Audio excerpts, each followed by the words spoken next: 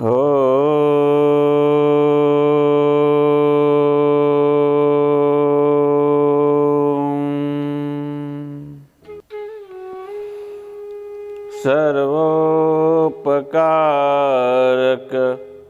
नियामक पुण्य कीर्ते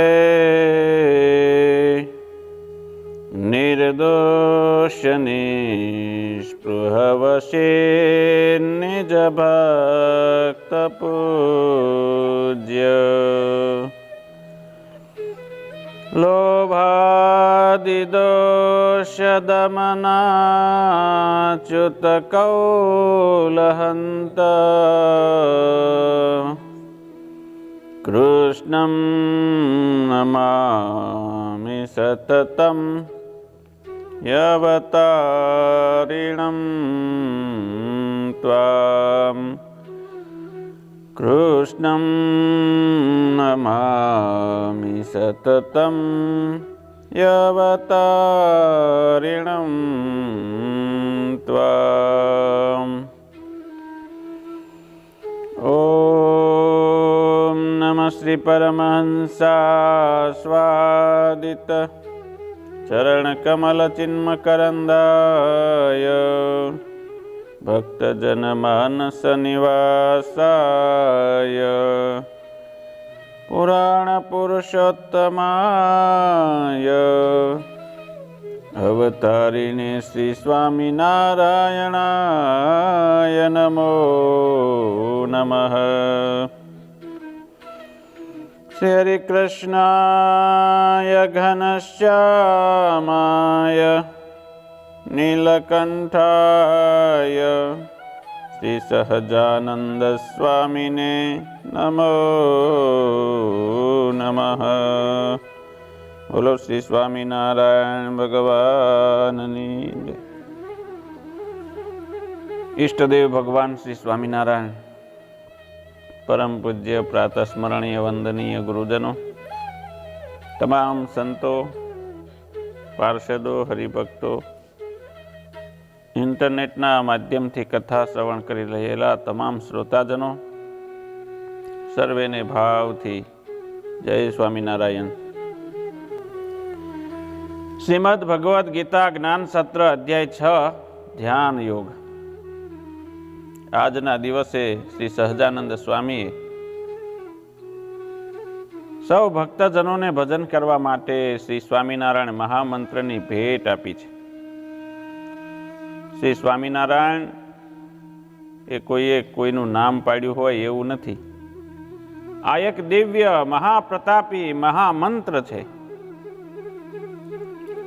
જેના ભજન કરવાથી કે જેના નામ ઉચ્ચારણ કરવાથી, સ્તોત્ર મંત્રનો જાપ કરવાથી અનંત જન્મોના પાપ બળીને ભસ્મ થઈ જાય એવો મહામંત્ર પ્રતાપી છે,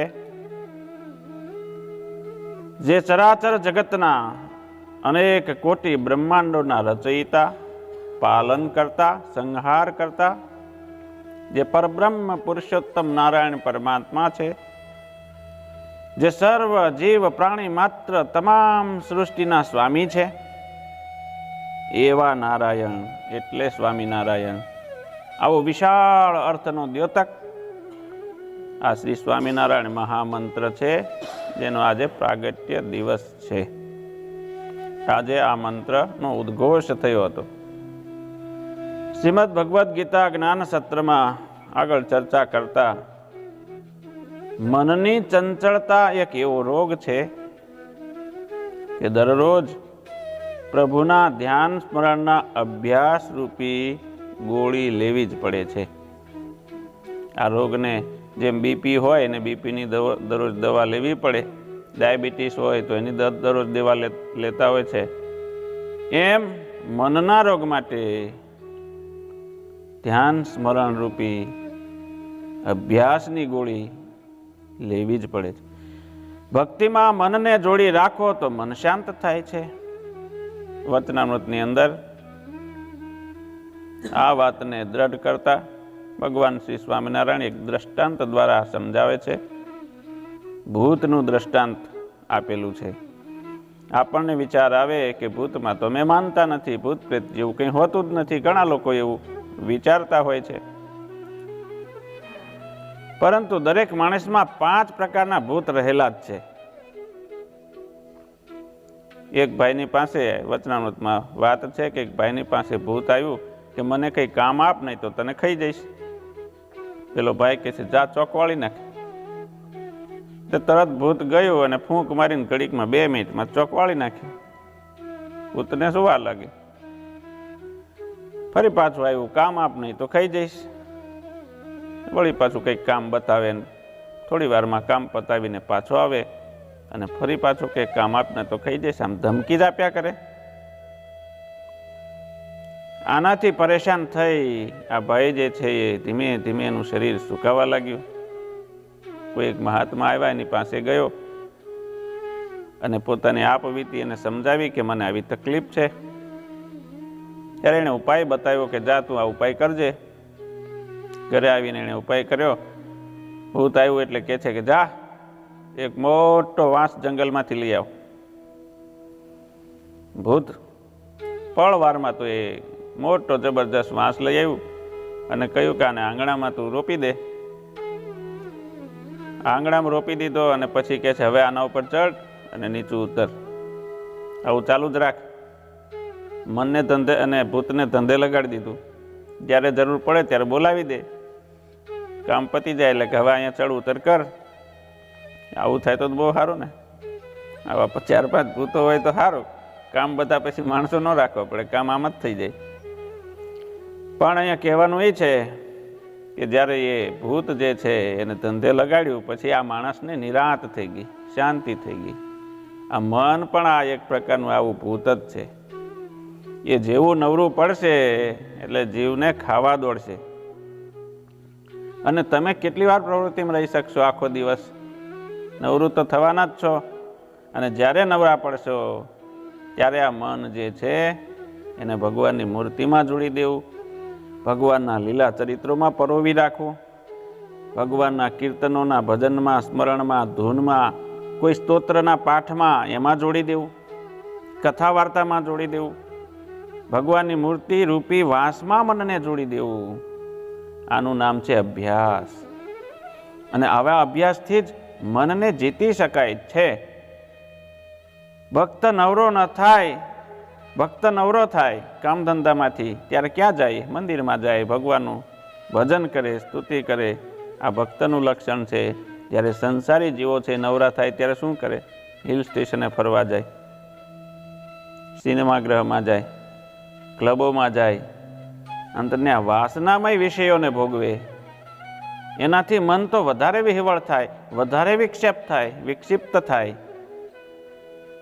મનને શાંત કરવા માટેના જગ્યાઓ તો છે ભજન, મંદિર, ધ્યાન.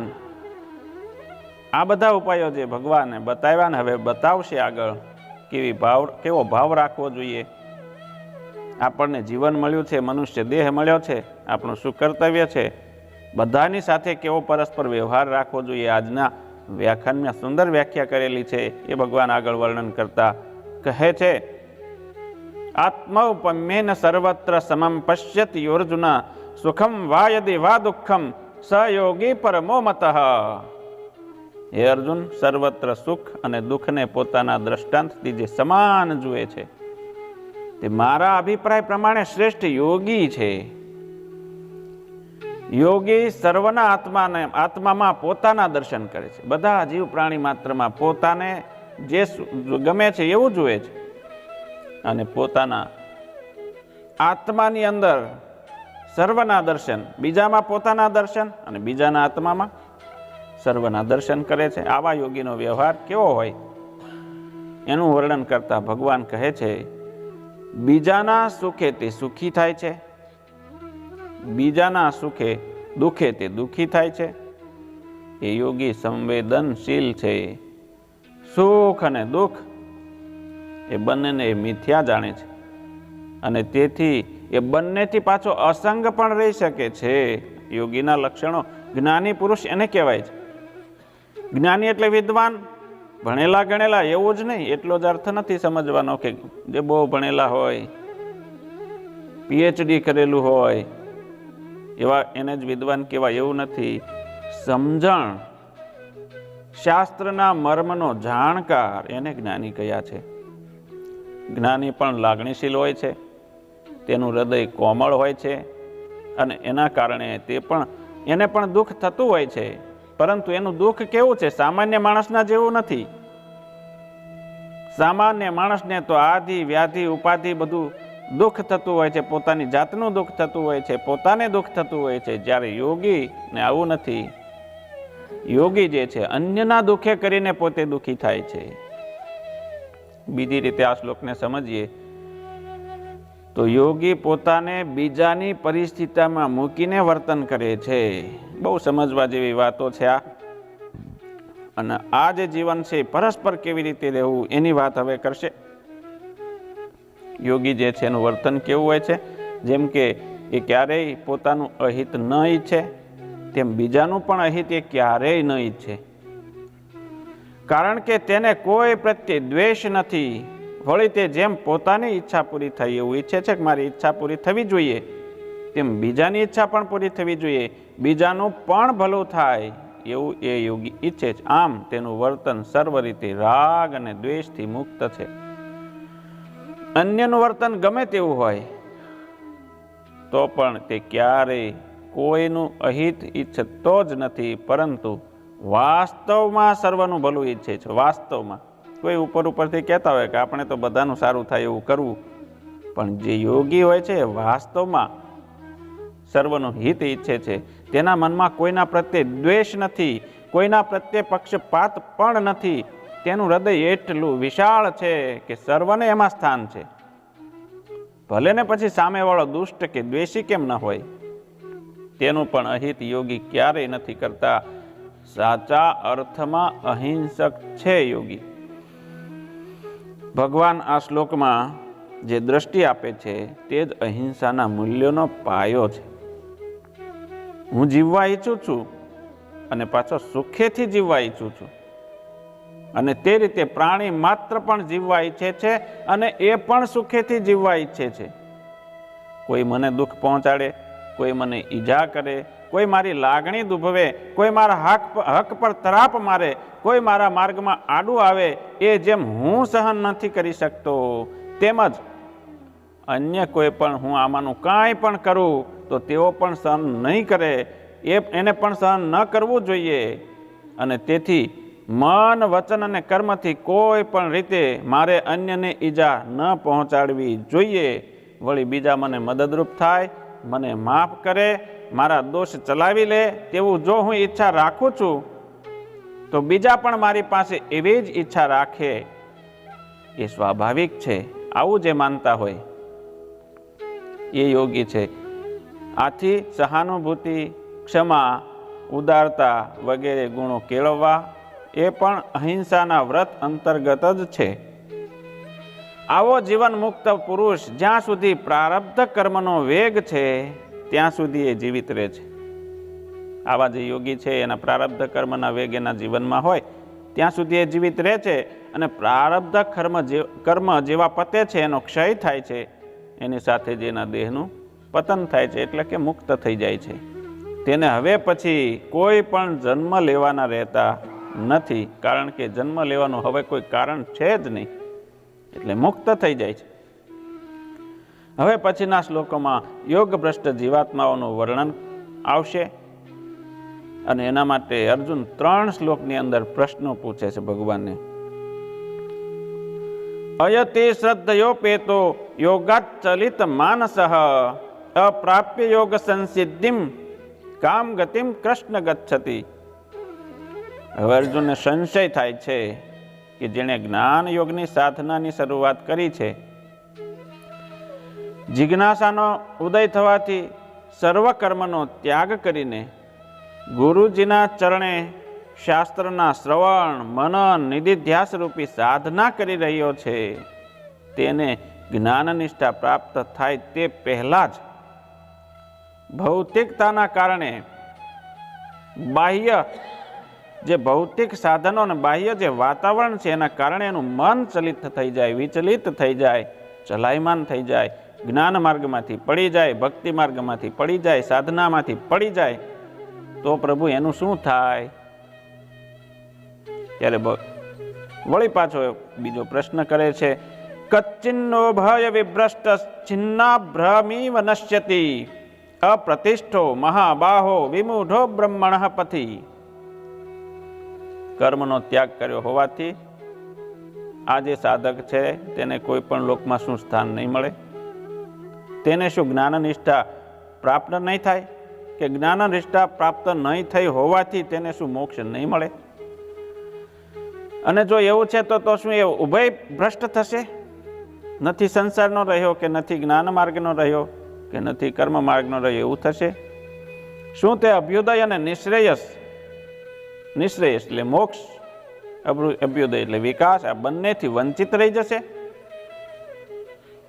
કોઈ નાનકડું વાદળ જેમ પોતાના જૂથમાંથી છૂટું પડી ગયું હોય અને બીજા જૂથ સાથે જોડાય તે પહેલા જ છિન્ન ભિન્ન થઈ ગયું હોય, તેમ કર્મ માર્ગ અને જ્ઞાન માર્ગમાંથી છૂટો પડી ગયેલો યોગી નષ્ટ થઈ જાય છે. એને શું નરકમાં જવું પડે છે? કે પછી યોગનું અનુષ્ઠાન કર્યું હોવાને કારણે એની સદગતિ થાય છે? આ કેટલા બધા પ્રશ્ન અર્જુન પૂછી નાખ્યા. હજી પણ એક શ્લોકમાં પ્રશ્નો પૂછે છે. આ બધા પ્રશ્નો આપણા માટે છે. એતન મે સંશયમ કૃષ્ણ છેત્તુમર્હસ્ય શેષતઃ ત્વદન્ય સંશયસ્યાસ્ય છેત્તા ન યુપપદ્યતે. એ કૃષ્ણ, આ મારા સંશયનું આપ નિવારણ કરો. આપ સર્વના અંતર્યામી છો, સર્વજ્ઞ છો અને પરમ દયાળુ છો, અને તેથી આપ જ આ મારા સંશયનું નિવારણ કરવા યોગ્ય છો, અન્ય કોઈ નહીં. ત્યારે ભગવાન અર્જુનના સંશયનો ઉત્તર આપતા કહે છે, પાર્થ નૈવેહ નામુત્ર વિનાશસ્તસ્ય વિદ્યતે નહીં કલ્યાણકૃત કશ્ચિત દુર્ગતિમ તાત ગચ્છતિ. હે પાર્થ, આ લોકમાં જ નહીં પરલોકમાં પણ તેનો વિનાશ નથી, કારણ કે હે વત્સ, હે તાત, શુભ કાર્ય કરનાર કોઈ પણ દુર્ગતિને પામતો નથી. જે સારું કર્મ કરે છે, પુણ્ય કર્મ કરે છે, ભક્તિ કરે છે, ઉપાસના કરે છે, એની ક્યારેય દુર્ગતિ નથી. ગીતામાં ભગવાન શ્રી કૃષ્ણએ અનેક ખાતરીઓ આપી. તેમાં સૌથી અગત્યની ખાતરી આપે છે કે કલ્યાણને માર્ગે ચાલનારાની ક્યારેય દુર્ગતિ થતી નથી. ભક્તિ માર્ગમાં ચાલનારની ક્યારેય દુર્ગતિ નથી. આ ખાતરી આપણી શ્રદ્ધાને નવપલ્લવિત કરે એટલી તાકાતવાન છે. જીવનમાં ડગલે ને પગલે આપણને અનુભવ થાય છે કે શુભ ઈરાદાથી કરેલું કાર્ય ઘણું ખરું પાર પડે છે. શુભ ઈરાદાથી કોઈ પણ કાર્ય કર્યું હોય ને તો એમાં સફળતા મળે જ છે, અને એ પાર કદાચ ન પણ પડે તો પણ એ કરનારને ક્યારેય નુકસાન નથી થતું. જે લોકો નિસ્વાર્થ ભાવે કશુંક કામ શરૂ કરે છે અને તન મનથી મંડી પડે છે, તેને કોઈક અજાણી દિશામાંથી કોઈ પણ પ્રકારની મદદ અવશ્ય મળી જ રહે છે. આવી પ્રતીતિ સામાન્ય સંસારીઓને વારંવાર થતી હોય છે. આપણે એકવાર ચપ્પલ વિતરણનો કાર્યક્રમ કર્યો હતો, વસ્ત્ર વિતરણનો પણ કર્યો હતો, સ્વેટર ને એવું બધું પ્રોગ્રામ કર્યો હતો. એમાં વોટ્સએપમાં ખાલી મેસેજ મેં મૂક્યો કે આવી રીતના વસ્ત્રદાન આ તારીખે કરવાનું છે.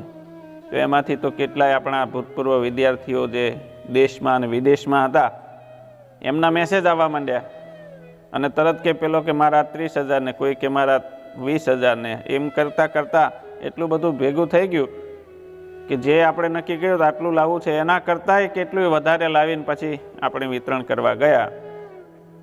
એનો મતલબ એમ થાય છે કે જો કોઈ શુભ કાર્યની શરૂઆત તમે કરો તો આકસ્મિક ગમે ત્યાંથી મદદ ભગવાન આપે છે. ભગવાન પ્રેરણા કરે છે એમને, અને એ વસ્તુ ઓટોમેટિક બધાને આવતી હોય છે. આવો સામાન્ય સાંસારિક લોકોને પણ અનુભવ હોય છે. છતાં આપણને હરિના માર્ગે પૂરી શ્રદ્ધાથી ચાલવામાં અવઢવ રહે છે કે આમ થશે કે નહીં થાય. ભગવાનને પ્રાર્થના કરીએ ત્યારે પાછું મનમાં અવઢવ તો હોય જ છે. ભગવાનને પ્રાર્થના કરું છું, થાય છે કે નહીં થાય? અશ્રદ્ધા રહે છે. આવે વખતે ભગવાન શ્રી કૃષ્ણનું આ વાક્ય જાણે પ્રોમિસરી નોટ જેવું જણાય છે. ખાતરીબંધ ભગવાન કહે છે. પાર્થને આવું કહેતી વખતે ભગવાન શ્રી કૃષ્ણ વહાલથી તેને તાત કહે છે. દુર્ગતિમ તાત ન ગચ્છતી. માત્ર ખાતરી આપીને અટકી જતા હોય એવું એ પણ નથી. ખાતરી આપે છે એ પણ વહાલપૂર્વક ખાતરી ભગવાન આપી રહ્યા છે. એટલે આપણે ચિંતા કરવા જેવું નથી. ભગવાને ખાતરી આપી જ છે કે જે ભગવાનના રસ્તે ચાલે છે એની ક્યારેય દુર્ગતિ નથી. એટલે ભગવાનના રસ્તે આગળ વધે જ જવું.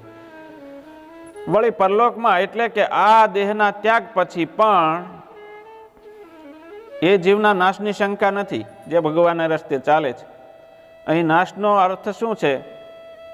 તો વર્તમાન જન્મ કરતા આપણને હીન જન્મ પ્રાપ્ત થાય. અત્યારે જે પરિસ્થિતિમાં છીએ, સુખી છીએ, સંસાર વ્યવહારમાં વ્યવસ્થિત સારું છે, તો એનાથી નીચેની કક્ષાએ આપણે જવું નહીં પડે.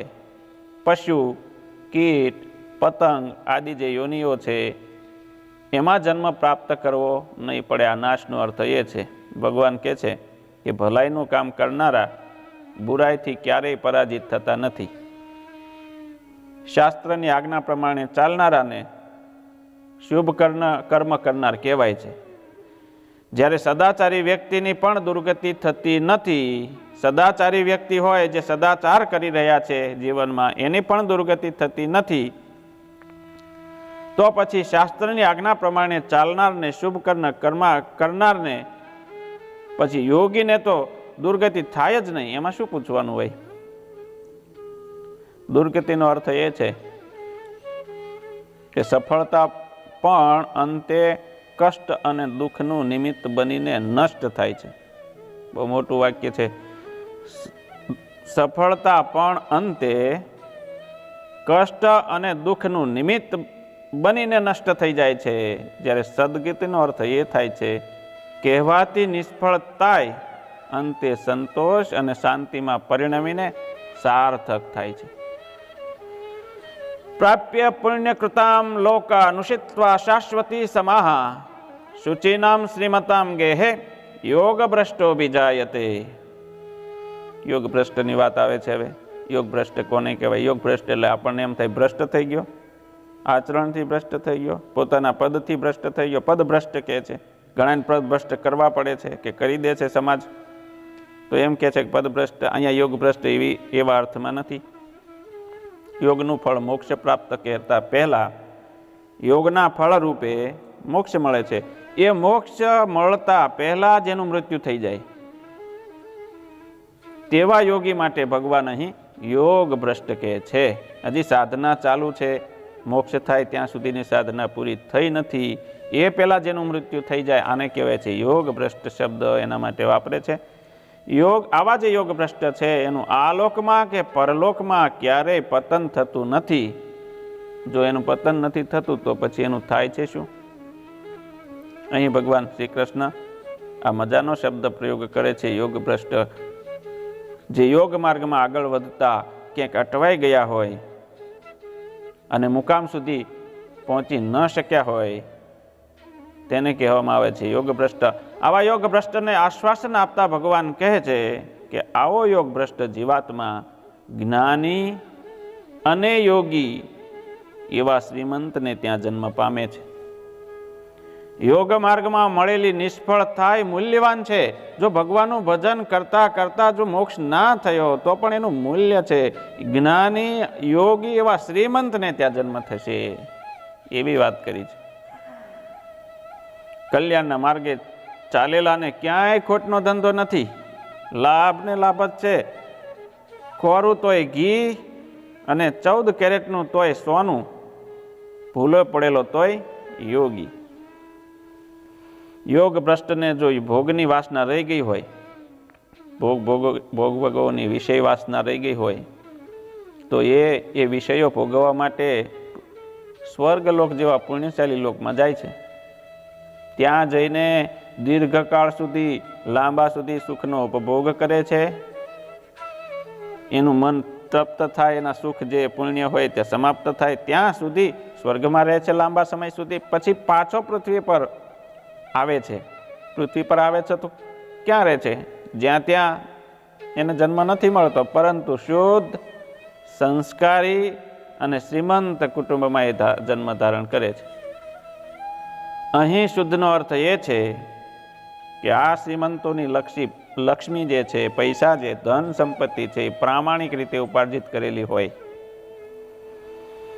પાપ માર્ગે નહીં, અને તેથી દોષોથી મુક્ત હોય. શુદ્ધ હોય એટલે શુદ્ધ એટલે પ્રામાણિકપણે, પાપથી નહીં, દોષોથી ભરેલી ન હોય એવી દોષોથી મુક્ત હોય છે. આ પ્રામાણિક રીતે પ્રાપ્ત થયેલું ધન, અપ્રામાણિક રીતે પ્રાપ્ત કરેલું જે ધન છે એ અનેક દોષોને લઈને આવતું હોય છે, અને તેના ભોગવનારને એ અસર પણ કરતું હોય છે. શુભ લક્ષ્મી છે એ સારા વિચારો આપે છે, અશુભ લક્ષ્મી છે એ કુવિચારોને જન્મ આપે છે.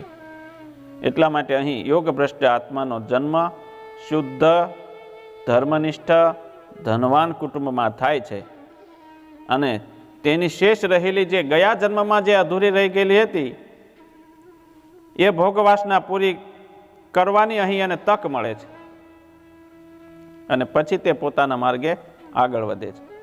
ત્યાંથી એ પાછું જો મોક્ષના માર્ગમાં એનું જ્ઞાન હોય, કોઈ સારા સંત મળી જાય, ભગવાનને ઓળખાડનારા સંત મળી જાય, તો એ મોક્ષ માર્ગમાં આગળ વધી જાય છે, નહીં તો વળી પાછો પુણ્ય કર્મને માર્ગે આગળ વધે છે. પણ જો અહીંયા કહ્યું એમ ધર્મનિષ્ઠ કુટુંબમાં જન્મ મળે, યોગ ભ્રષ્ટ આત્માને શુદ્ધમાં આવા કુટુંબમાં જન્મ મળે, તો મોક્ષ માર્ગમાં જ ચોક્કસ એ આગળ વધશે. અથવા યોગિનામ એવ કુલે ભવતી ધીમતામ એતદ્ધિ દુર્લભતરમ લોકે જન્મ યદિદૃશમ. જો એ કે છે કે એવા જે ધર્મનિષ્ઠ એવા ન હોય, તો માતા પિતાને ત્યાં ન હોય તો બીજું પાછું ઓપ્શન આપ્યું, ઓપ્શન નંબર 2. ભગવાન પણ ઓપ્શન ઘણા બધા આપે છે ગીતામાં. અથવા એમ કે છે કે જે યોગ ભ્રષ્ટમાં શ્રદ્ધા રાખતા હોય, વૈરાગ્ય વગેરે કલ્યાણકારી જેનામાં ગુણો હોય, જે ભોગવાસનાથી મુક્ત હોય, તેને ત્યાં પેલા પુણ્યશાળીઓના સ્વર્ગ વગેરે લોકમાં જવાની પણ એને જરૂર નથી હોતી. આવા જે વૈરાગ્યવાળા હોય, ભોગવાસનાથી તૃપ્ત થઈ ગયા હોય, એને સ્વર્ગમાં જવાની જરૂર નથી પડતી. તે તો જ્ઞાની એવા યોગીના કુળમાં જન્મ લે છે. અને આવા માણસો દરિદ્ર હોવાની સંભાવના વધારે છે, કારણ કે તેમની પ્રવૃત્તિ ધનના ઉપાર્જન માટે હોતી જ નથી, જ્ઞાનના ઉપાર્જન માટે હોય છે. તમે જોજો કે લખપતિને ત્યાં કોઈ દીકરાઓ હશે એ બહુ જાજુ નહીં ભણે, ભણીને વિદ્વાન થશે તો એ બધા અબ્દુલ કલામ જેવા જે સ્ટ્રીટ લાઇટમાં નીચે ભણીને તૈયાર થઈને જ આવડા મોટી સ્થાને પહોંચ્યા હશે. મોટાભાગના એવા મળશે, ક્યાંક રેર કેસમાં અપવાદ સ્વરૂપ હોય પણ ખરું, પણ મોટાભાગના પરિવાર જે છે એ ખેંચમાં, તાણમાં જે હોય એ લોકો ભણીને આગળ આવતા હોય છે. એટલે અહીંયા કહે છે કે આવા જે ભક્ત હોય છે ને એ સુખી દરિદ્ર, જેને જ્ઞાન જ પ્રાપ્ત કરવું છે, જેને મોક્ષ જ પ્રાપ્ત કરવું છે, એને ધનની જરૂર નથી, એટલા માટે એ દરિદ્ર હોવાની સંભાવના વધારે છે. એવા કુટુંબમાં જન્મ ધારણ કરે છે, કારણ કે તેમની પ્રવૃત્તિ ધર્મ ઉપાર્જન માટે નથી. જ્ઞાની યોગીઓના કુટુંબમાં જ્ઞાન, યોગ, તપશ્ચર્યા આનું પ્રધાનતા હોય છે. અને અહીં જન્મેલો જે યોગ ભ્રષ્ટ જીવાત્મા છે એને કોઈ પણ પ્રકારનો ધનનો વિક્ષેપ નથી હોતો. એને મોટા ખોટા આડંબરોનો વિક્ષેપ વગર પોતાના માર્ગે, એ ભજનના માર્ગે, મોક્ષના માર્ગે આગળ વધે છે. સંસ્કારી અને ધનવાન કુટુંબમાં જન્મ થવો પણ દુર્લભ છે. સંસ્કારી અને ધનવાન કુટુંબમાં જન્મ મળવો દુર્લભ છે, પરંતુ દરિદ્ર અને જ્ઞાની યોગીઓના કુટુંબમાં જન્મ થવો એ તો એનાથી પણ વધારે દુર્લભ છે. કારણ કે ત્યાં પ્રલોભનો નથી, ત્યાં પ્રમાદની સંભાવના નથી. એટલા માટે ત્યાં જન્મ મળવો, સારા શ્રેષ્ઠ કુટુંબમાં, ધર્માત્મા જીવાત્માઓના કુટુંબની અંદર જન્મ મળવો સૌથી દુર્લભ છે.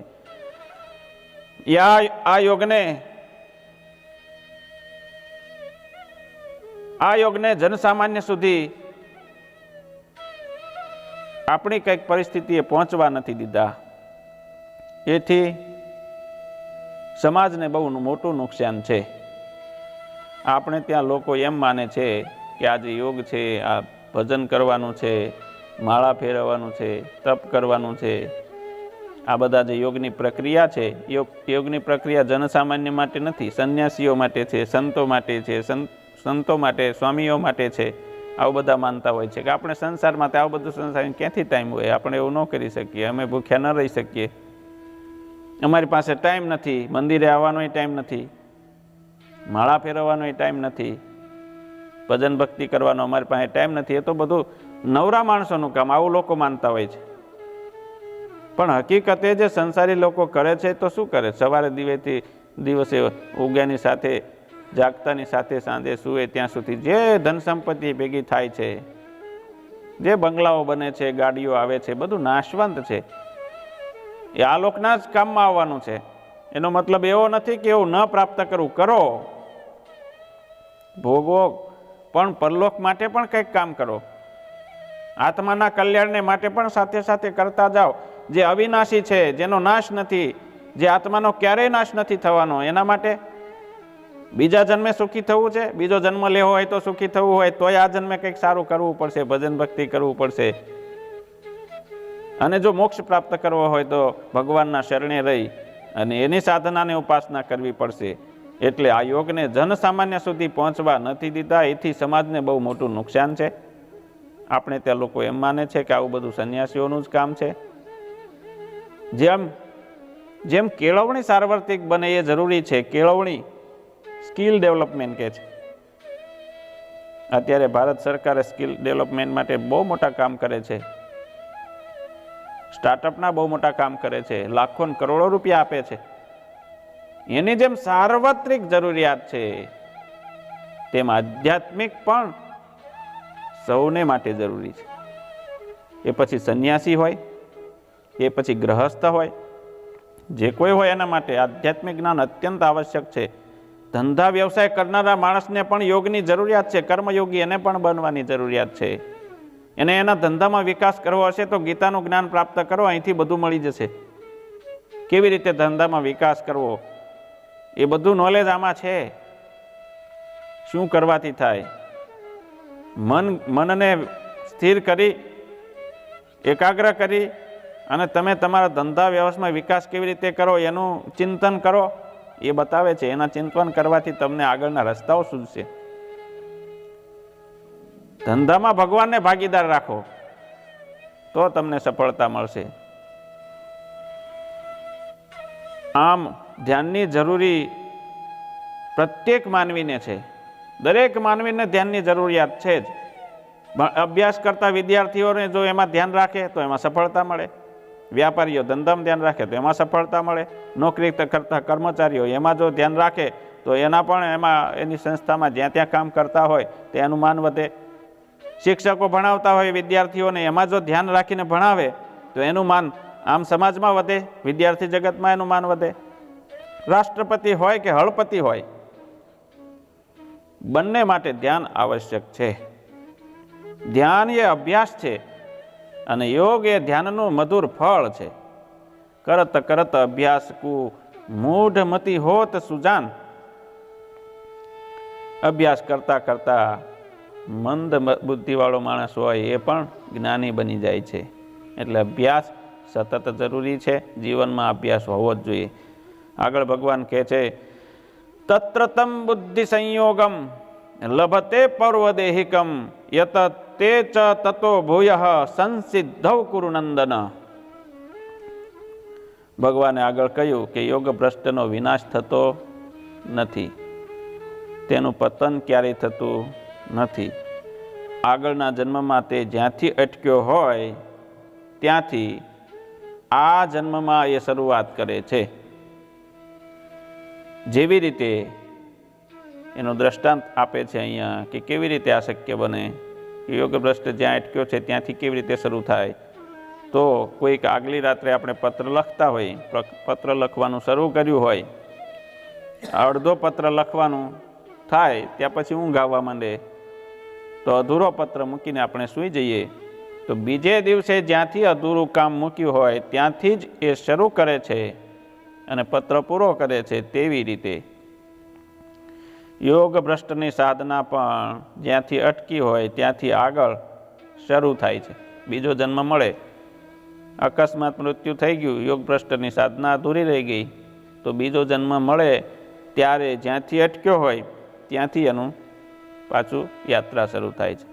આગળના જન્મમાં શ્રવણ, મનન, નિધિધ્યાસ વગેરે સાધનાથી જેટલે અંશે બ્રહ્મ વિદ્યાનું સંપાદન કર્યું હોય તેની સાથે આ જન્મમાં તેનો સંયોગ થઈ જાય છે અને પહેલાં કરતાં પણ વધારે તીવ્રતાથી તે અહીં પ્રયત્ન શરૂ કરે છે. વચ્ચે કોઈ છોકરો નાનો એવો હતો, એનું ટીવીમાં બધે બહુ સમાચાર આવતા હતા. કૌટિલ્ય કે એવું કંઈક નામ હતું.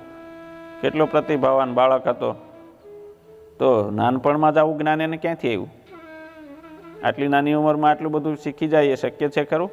પૂર્વજન્મનું ખાલી એના ઉપરથી પડ જ હટાવવાનું હોય અને એને બધું જ્ઞાન થઈ જાય. થોડુંક તમે બોલો ત્યાં યાદ રાખી લે. બ્રહ્માનંદ સ્વામી શતાવધાની હતા. એક સાથે 100 પ્રશ્નો એને યાદ હોય ને એક પછી એક જોવું ના પડે એવા શતાવધાની મહાપુરુષો હોય. પૂર્વજન્મનું એ સાથે લઈને આવતા હોય. એવા ઘણા 2-4 વિદ્યાર્થીઓ હમણાં જ આવ્યા હતા. એક તો એવો વૈજ્ઞાનિક કે મારો વૈજ્ઞાનિક આ દેશનો હતો એવું બોલતો હતો અને એને સંશોધનની વાત કરી કે આ સંશોધન મારું અહીં સુધી પહોંચ્યું છે ને ત્યાં અટક્યું છે, હવે મારે ત્યાંથી આગળ એ સંશોધનનું કામ કરવાનું છે. આવી વાતો આપણે જગતમાં જોઈએ છીએ, સમાચારોમાં આવે છે, ટીવીના માધ્યમોમાં આવે છે. આ બધા યોગ ભ્રષ્ટ જીવાત્માઓ, એની સાધના અધૂરી રહી ગઈ હોય એ સાધનાને એ ત્યાંથી ચાલુ કરે છે. પૂર્વાભ્યાસેન તેનૈવ ह्रियते વશોપી સહ જિજ્ઞાસુરપ યોગસ્ય શબ્દ બ્રહ્માતિ વર્તતે. પૂર્વજન્મમાં સંપાદિત કરેલા આધ્યાત્મિક સંસ્કાર આ જન્મમાં સ્વયં આ સાધક પર પોતાનો પ્રભાવ પાડે છે. તે પ્રભાવને કારણે પ્રયત્ન વગર આપોઆપ એની આધ્યાત્મિક ઉન્નતિ તરફ ગતિ થાય છે. પૂર્વના ભોગના સંસ્કાર હોય, વિષય ભોગના જો સંસ્કાર હોય અને તે પ્રબળ હોય તો આધ્યાત્મિક સંસ્કાર તત્પૂરતા પાર્શ્વભૂમિમાં એની રાહ જુએ છે કે આ ભોગ ભોગવી લે, વિષય ભોગ એની વાસના પૂરી થઈ જાય, વળી પાછા એ પોતાની અસર ઉત્પન્ન કરી શકે છે.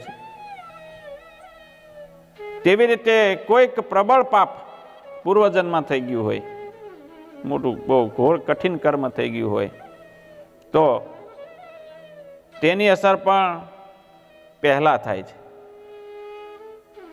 અને પછી એ પાછો પોતાના રસ્તે આવે છે. એવું પણ બને છે. ટૂંકમાં કોઈક પ્રબળ પ્રારબ્ધને કારણે પ્રારબ્ધ જે છે, યોગ ભ્રષ્ટ આત્માએ પણ આ જન્મમાં એ પ્રારબ્ધને કારણે જુદા જુદા અનુભવોમાંથી પસાર થવું પડતું હોય છે. પરંતુ તેવા પ્રારબ્ધની અસર ક્ષણિક હોય છે અને એ ક્ષીણ થાય એટલે પેલા આધ્યાત્મિક સંસ્કાર પાછા જાગૃત થાય છે. માનો કે એ પાપ એને જાગૃત થયું, કષ્ટ થોડુંક ભોગવવાનું આવ્યું, એ પતે એટલે વળી પાછું પેલા જે આધ્યાત્મિક સંસ્કાર જાગૃત થાય છે. અને ઘણા મહાપુરુષોના સંદર્ભમાં એના જીવનમાં આપણને આવું જણાય છે કે તેમના જીવનમાં અચાનક કંઈક પરિવર્તન આવ્યું હોય, એને કંઈક અનુભવ એવો થયો હોય. ભગવાન બૌદ્ધના જીવનમાં એવું કહેવાય છે કે એને જ્યારે તપ કરવા ગયા હતા અને એને એવો એક અનુભવ થયો કે જેનાથી બધું છોડીને તપ કરવા નીકળી ગયા અને ત્યાં એમને અનુભવ થયો કે આવો મહાપુરુષો હોય છે એને કંઈક આવો અનુભવ થાય, કંઈક વાક્ય સંભળાય. નારદજી હતા, એ તપ કરતા હતા ભગવાનની આરાધના કરવા, ભગવાનને પ્રસન્ન કરવા માટે. તો એમને આકાશવાણી સંભળાણી હતી. આકાશવાણી દ્વારા કહ્યું કે તમે આ જન્મે ભક્તિ માર્ગ અપનાવો, ભક્તિ કરતાં કરતાં જીવન પૂરું કરો, હવે પછીના જીવનમાં તમને ભગવાન મળશે. ભગવાન મેળવવા માટે તપ કરતા હતા. એટલે આવા વાક્ય સંભળાઈ જાય અથવા તો કોઈ મહાપુરુષનો સ્પર્શ થઈ જાય તો એકદમ એનું પરિવર્તન આવી જાય એના જીવનમાં અને રાતોરાત એના બધા જ પાસાઓ સવળા પડવા માંડે. પેલા પૂર્વના સંસ્કાર જાણે કે રાહ જોઈ રહ્યા હોય તેમ તે પોતાના પ્રભાવ પાડે છે અને સાધકને સુખિયા કરી દે છે. એની નસીબની આડું જે પાંદડું હોય ને એ ખસી જાય છે અને એનું નસીબ જે સારું નસીબ હોય એ ઉદય થાય છે. પ્રયત્નાદ્યતમાનસ્તુ યોગી સંશ્રુત કિલ્બિષ અનેક જન્મ સંસિદ્ધસ્તતો યાતિ પરામ ગતિમ. આ બધા પરથી એટલું કહી શકાય કે પ્રત્યેક વ્યક્તિ સાધક છે અને તેની સાધના આ જન્મની નહીં, પૂર્વ જન્મથી ચાલી આવે છે. આપણું કર્તવ્ય એ છે કે પૂરા પ્રયત્નથી એ સાધનાની પ્રવૃત્તિને ચાલુ રાખવાની. મોટે ભાગે જનસામાન્યને મન એવું પ્રલોભન હોય છે કે કોઈના સ્પર્શ માત્રથી આપણામાં શક્તિપાત થાય અને આપણું નસીબ ખુલી જાય તો કેવું સારું. વળી કોઈક એવા અસાધારણ અનુભવ થાય અને આપણા પ્રયત્નો વગર આપણું આખું જીવન પલટાઈ જાય તો કેવું. એવું પણ સામાન્ય જીવોને થતું હોય છે ખરું, પણ એની રાહ જોઈને બેસી રહેવાનું નથી. આપણો પ્રયત્ન સતત ચાલુ જ રહેવો જોઈએ. નસીબ ઉપર બેસી ન રહેવાય, પુરુષાર્થ પણ કરવો પડે. નસીબમાં હોય તો મળશે એમ કરીને જો બેસી રહે ઘરમાં તો નસીબ કાંઈ સામે ચાલીને એની પાસે ન આવે. પ્રયત્ન કરવો પડે એના માટે. નસીબમાં હોય અને મેળવવા માટે પુરુષાર્થ કરવો પડે. અહીંયા એવું કહે છે કે બેસી નથી રહેવાનું, પ્રયત્ન ચાલુ રાખવાના છે. પૂર્વના સંસ્કાર, જેને ઈશ્વરનો અનુગ્રહ પણ આપણે કહી શકીએ, એ જાગ્રત થશે એ ત્યારે એનું કાર્ય તો અવશ્ય કરશે જ. પણ અત્યારે આપણી આધ્યાત્મિક ઉન્નતિની જે પ્રેરણા આપણને પ્રાપ્ત થઈ છે તે પૂર્વના સંસ્કારને કારણે જ થઈ છે. એ સંસ્કારોને પ્રબળ કરવા એ જ આપણો પ્રયત્ન હોવો જોઈએ. અને તે કેવા અનુભવો ઉત્પન્ન કરશે કે કેવું રૂપ લેશે તેનું ચિંતન આપણે ઈશ્વરને સોંપી દેવું જોઈએ. કર્મ કરો, કર્મયોગી બનો અને ફળ જે છે ઈશ્વરને સોંપો. ટૂંકમાં કોઈ બીજાની શક્તિથી આપણે કાંઈ પામી જઈએ એવી યોજનાઓ કરવાને બદલે આપણી પોતાની શક્તિઓમાં વધારો કેમ કરવો એ દિશામાં આપણો પ્રયત્ન હોવો જોઈએ. આપણો આત્મા બળવાન કેમ બને એના માટેના પ્રયત્નો હોવા જોઈએ. અનેક જન્મની આ સાધના છે. અનેક જન્મથી આ સાધના કરતાં આપણે અહીં સુધી પહોંચ્યા છીએ. જો પ્રયત્ન મંદ હોય તો હજી પણ અધિક સમય લાગી શકે એમ છે. જો પ્રયત્ન તીવ્ર હોય તો તે ફળ શીઘ્ર બને છે. પ્રત્યેક જન્મમાં સાધક પુણ્યના, જ્ઞાનના અને યોગના સંસ્કાર સંચિત કરતો જાય છે. દરેક જન્મની અંદર આ ભેગું થાય છે, એક જન્મમાં ન થાય. તેમ કરતાં અંતઃકરણની શુદ્ધિ પ્રાપ્ત કરતો જાય છે. શ્રદ્ધા, ભક્તિ, વૈરાગ્યમાં ઉત્તરોત્તર વૃદ્ધિ થતી જાય છે. બુદ્ધિની ક્ષમતા અને એકાગ્રતા વધતી જાય છે. પ્રતિબંધો દૂર થતા જાય છે અને અંતે તે પરાગતિ એટલે કે મોક્ષને પ્રાપ્ત કરે છે. આમાં કોઈ શંકા નથી. ઘણા લોકો આપણે જોતા હોઈએ છીએ, મહેનત કરતા હોય, પ્રયત્ન કરતા હોય તો એમાં એને તાત્કાલિક બધું મળી જતું હોય છે. થોડી મહેનતથી ઘણું મળતું હોય છે પ્રયત્ન કરવાથી. તો એ શું હોય છે તો એના પ્રારબ્ધ પ્રમાણે જે હોય છે એ થોડો પુરુષાર્થ કરે ને તો પણ એને મળી જતું હોય છે. એટલા માટે ભગવાન અહીંયા એવું કહે છે કે પ્રયત્ન કરતા રહો, અટકી ના જાઓ, કર્મયોગી બનો. કલ્યાણના માર્ગમાં યાત્રીનું ક્યારેય પતન થતું નથી. યાત્રા કરતા રહો. યાત્રા માર્ગે તમારે જવું હોય તો સતત ચાલતું રહેવું પડે. એક જગ્યાએ તમે હોટલમાં સારું ગમી ગયું, ઓશિકાન ગાડલાન બધું વ્યવસ્થિત હોય ને તમે એમ કહો કે આ તો મજા આવી, આપણે રોકાઈ જવું છે, તો તમારી યાત્રા અટકી જાય. કલ્યાણના માર્ગમાં એવું જ પણ છે. કોઈક જન્મમાં સારી સુખ સુવિધા ને બધું સગવડતાવાળું વાતાવરણ ને બધું પદ પ્રતિષ્ઠાન મોભો ને બધું વખાણ કરનારા ને બધું મળી જાય તો આપણને એમ થાય કે અહીં તો બહુ વાહવાહી છે, રોકાઈ જવા જેવું છે. તો કલ્યાણના માર્ગમાં તમે અટકી જાઓ, તમારી યાત્રા અટકી જાય છે. કોઈ પ્રબળ પ્રતિબંધને કારણે આપણી યાત્રા કદાચ આગળ વધતા અટકી જશે અને અંતે એ સિદ્ધિ જે વહેલી પ્રાપ્ત થવી હોય મોડી પ્રાપ્ત થશે. આ યાત્રા આ જન્મમાં પૂરી થશે કે પછી બીજા જન્મમાં પૂરી થશે કે અનેક જન્મ પછી પૂરી થશે, પણ ભગવાનના માર્ગે જે ચાલ્યા છે, આત્મકલ્યાણને માર્ગે જે ચાલ્યા છે, તેની યાત્રા અવશ્ય પૂરી થશે, ભગવાનના માર્ગને પામશે, મોક્ષને પ્રાપ્ત કરશે જ. સાધકે પ્રમાદ કે આળસ ન કરવા જોઈએ, આ એક શરત છે. આળસ નહીં કરવાની, પ્રમાદ નહીં કરવાનો, પણ સતત અધિક ને અધિક પ્રયત્ન કરતા રહેવું જોઈએ, અને તે પ્રયત્ન પોતાનું ફળ આપીને જ રહેશે. આપણે કોઈ કામકાજ કરવા માટે મજૂરોને બોલાવ્યા હોય, એ કામ કરે તો કામ કરવા રૂપ એને દાડી તો મળે જ છે. એમ જ્ઞાન માર્ગે, ભક્તિ માર્ગમાં જે ચાલ્યા છે અને એ પ્રયત્ન કરે છે, તો એને પણ ફળ તો અવશ્ય મળશે જ, એમ કહે છે ભગવાન. કરેલું ક્યારેય વ્યર્થ નથી જતું. શીખેલું ગમે ત્યારે કામમાં આવે જ છે. કંઈ પણ વિદ્યા તમે કંઈ શીખ્યા હોય તો જીવનમાં કોઈને કોઈ પ્રસંગે એ કામમાં આવે છે. આ વિશ્વાસ રાખવો પડશે, કારણ કે ભગવાને કહ્યું છે કે શુભ કાર્યની દુર્ગતિ, શુભ કાર્ય કરનારાની ક્યારેય દુર્ગતિ થતી નથી. જે સારું કામ કરે છે એને સારું ફળ મળે જ છે. આપણે એમ માનતા હોય કે હું આટલું બધું સારું કામ કરું છું, છતાં મારી પરિસ્થિતિ આવી છે, આવી કેમ? તો એનો એ આન્સર એ છે કે અત્યારે આપણે જે કંઈ પરિસ્થિતિમાં છીએ એ અત્યારના કર્મ ફળને પ્રતાપે નથી, આપણા પ્રારબ્ધને કારણે છીએ. કોઈક જન્મની અંદર આપણે એવું કાર્ય કર્યું હશે જેના લીધે આપણે આ પરિસ્થિતિમાં છીએ. અત્યારના કર્મફળને કારણે નથી. અત્યારના કર્મફળ તો સંચિતમાં જમા થશે. અત્યારના જે કરીએ છીએ ક્રિયમાણ કહેવાય. ક્રિયમાણ કર્મ સંચિતમાં જાય, સંચિતમાંથી એ જેમ જેમ જેનો વારો આવે એ પ્રમાણે પ્રારબ્ધમાં આવે, અને પ્રારબ્ધના કર્મને અનુસારે આપણું અત્યારનું જીવન, હાલનું જે કંઈ પરિસ્થિતિમાં છીએ એ પરિસ્થિતિ આપણી પ્રારબ્ધને કર્મને અનુસારે છે. ગયા જન્મમાં કરેલા, ભૂતકાળમાં કરેલા જન્મના કારણે છે. અને અત્યારે જે કરીએ છીએ આપણને ભવિષ્યમાં મળશે. આ જન્મે મળે અથવા તો બીજા જન્મે પણ મળે. એટલા માટે ભગવાન શ્રી કૃષ્ણ અર્જુનને કહે છે કે હે અર્જુન, તું યોગી બન.